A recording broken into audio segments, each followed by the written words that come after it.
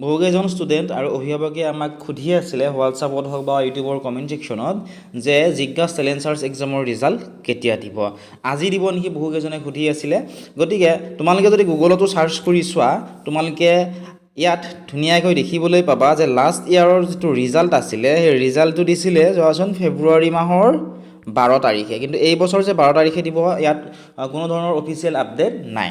গতিকে মই তেওঁলোকৰ লগত কথা পাতিছিলোঁ, তেওঁলোকে আমাক জনাইছে যে যিটো জিজ্ঞাসা চেলেঞ্জাৰ্ছ এক্সামৰ ৰিজাল্ট সেয়া তোমালোকে আজি নোপোৱা, তোমালোকে ৰিজাল্টটো পাবা ফেব্ৰুৱাৰী মাহৰ 14 তাৰিখে, ঠিক আছে। আৰু ৰিজাল্টটো দিয়াৰ লগে লগে আমি তোমালোকক PDF-টো দি দিম, তোমালোকে তাত চাব পাৰিবা। আৰু যদি কিবা অসুবিধা পোৱা তোমালোকে আমাৰ হোৱাটছআপ নাম্বাৰটো লিখি লোৱা 9954174571, এই নাম্বাৰটো তোমালোকে আমাক মেছেজ কৰি সুধিব পাৰিবা, ঠিক আছে। আৰু ইয়াৰ ৰিলেটেড যদি কিবা তোমালোকৰ কিবা কুৱেশ্যন আছে তোমালোকে আমাক কমেণ্ট ছেকশ্যনত সুধিবলৈ নাপাহৰিবা। আৰু 14 ফেব্ৰুৱাৰীৰ দিনাখন একেবাৰে কনফাৰ্ম হয় তোমালোকে ৰিজাল্টটো পাবাই।